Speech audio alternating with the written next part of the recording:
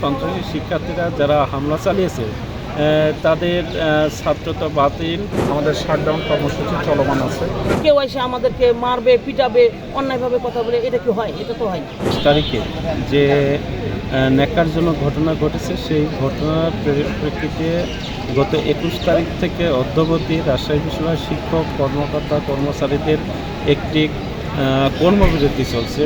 তার উদ্দেশ্য হলো যতক্ষণ পর্যন্ত এই শিক্ষক কর্মকর্তা কর্মচারীদের উপর চিহ্নিত সন্ত্রাসী শিক্ষার্থীরা যারা হামলা চালিয়েছে তাদের ছাত্রত্ব বাতিল এবং তাদেরকে আইনের কাছে সোপর্দ করা। রাজশাহী বিশ্ববিদ্যালয় যদি তারা আসন্ন রাষ্ট্র নির্বাচনে যদি তারা প্রার্থী হয়ে থাকে সেটিকে অযোগ্য ঘোষণা করা এবং রাজশাহী বিশ্ববিদ্যালয়ের শিক্ষক কর্মকর্তা কর্মচারী এবং শিক্ষার্থীদের নিরাপত্তা নিশ্চিতকরণ করা।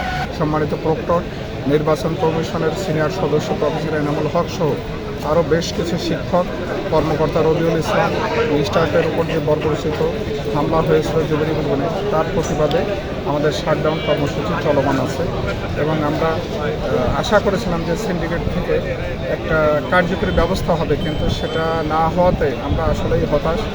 আর্মির লোকজন ভর্তি হয়, 30% বহিরাগত। ঢাকা ইউনিভার্সিটি, চট্টগ্রামে সবখানে এটা বহাল আছে। তা আমার ধারণা বা আমি চাই যে সবখানে এটা নিষ্পত্তি হোক। রাজশাহী ইউনিভার্সিটি আমরা চাবো। প্রশাসনের পার্ট হিসাবে আমি চাকরি করি, আমি তো চাবো যে একটা বিচার না হওয়া পর্যন্ত এটা অব্যাহতি থাকা দরকার। কারণ আমরা তো কোনো ছাত্রের কাছে জিম্মি না।